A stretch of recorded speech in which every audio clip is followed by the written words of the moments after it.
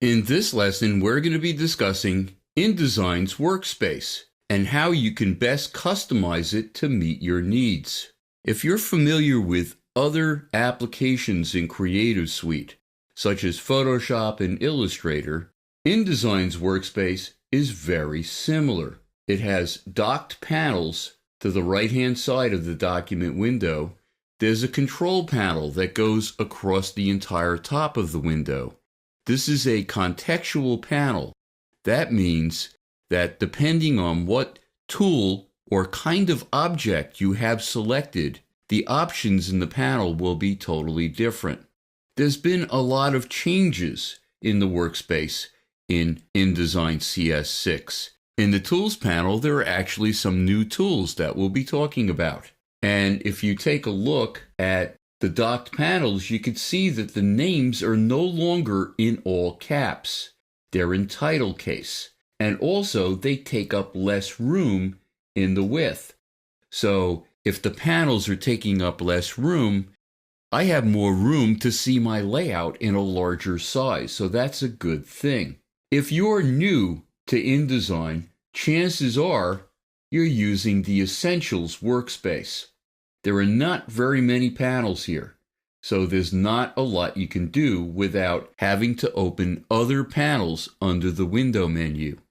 Why don't we go to Typography? If you click down on Essentials and choose Typography, you'll see that a lot of your type formatting features are now available.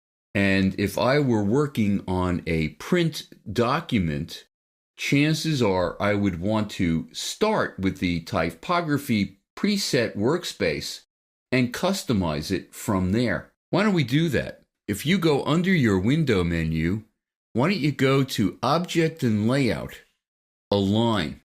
There's a good possibility that I'll have to align the objects in my layout, so I might need the Align panel.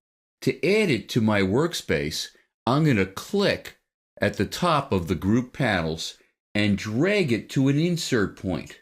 It will be added to the dock panels wherever I see that insert line. I'm going to add it underneath my character and character styles group.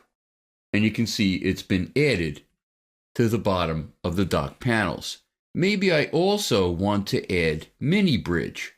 I'm going to go into my window menu to mini bridge and then drag from the tab of the panel underneath the group that contains Align and Pathfinder and let go. If I wanted to save this as my print workspace, my own custom print workspace, I could go under the workspace pop-up and go to New Workspace. And I could name my workspace. This would capture the panel locations and any menu customization. I'm going to hit cancel instead, but if I didn't, it would be added to the top of that pop-up. What if I wanted to get back to my original workspace? How would I do that? Well, if I click where it says typography and just go to reset typography, it's going to get rid of those other panels that I added and go right back to that original workspace.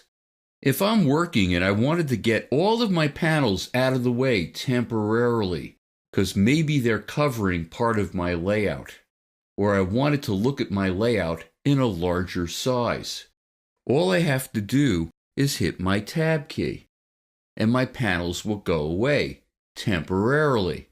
If I go to the right side of my document window, I can open a panel, and as soon as I'm done with that panel, and move away from that right side of the window, the panels will close. And I could also do that with the left side of my document window. My Tools panel will open so I could change tools. But let me reopen my panels. I'm going to hit my Tab key. Now, is there a way that I can look at my docked panels with just the icon? That would save even more room. Now, I don't suggest that you do this if you're not familiar with these icons. So you may want to use InDesign for a while before you do this. If I go over the left side of my docked panels, I get these double arrows. And if I click and drag, I can go all the way down to an icon view. Kind of cool. And if I wanted to open it back up, I could just click and drag outward. But what if I wanted to open all of my panels? One of the things that's quite common in InDesign and other Creative Suite applications is drag and drop. Maybe I need to drag from one panel to another panel. What I can do is on a Mac, hit Command Option tab, and on a PC, I would press Control Alt tab. Hitting that command will open or close all of the panels. Now, if you're working on a Mac, chances are, even though I'm on a Mac, my window looks different than yours. That's because I'm using something called Application Frame. Application Frame is always on a PC. I turned it on for a couple of reasons. One, I can't see my desktop. When working on a video, you're probably not going to want to see what's on my desktop. But there's another advantage. Let me click and drag from the right side of my document window, and you can see I can make the entire window smaller. I can also do this from the bottom. You can see I'm getting these double arrows, or I can do it from a corner. You can see I'm getting these diagonal arrows, and all I would need to do is click and drag inward to change the size of the document window. Another advantage is this gray area that's covering my desktop. If I double click on that, it's going to go to open a file.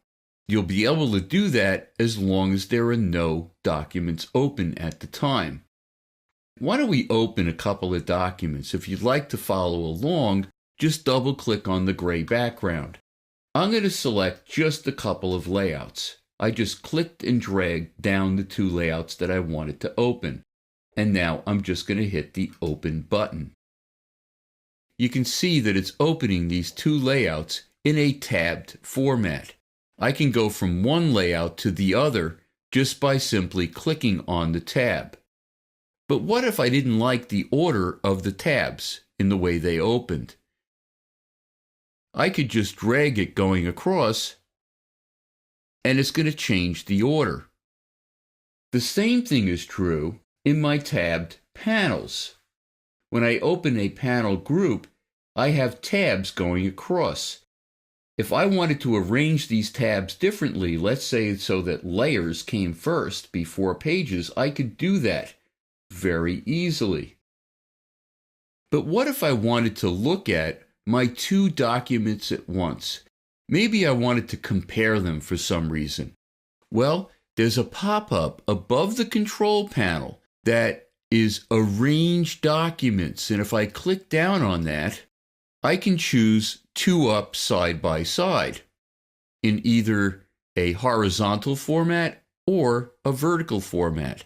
Let me choose this one, and you can see that the two of them are side by side. So I can compare them, or even show my client two different layouts at the same time. That's really kind of cool. Well, we're going to continue talking about the workspace and other InDesign basics in upcoming lessons.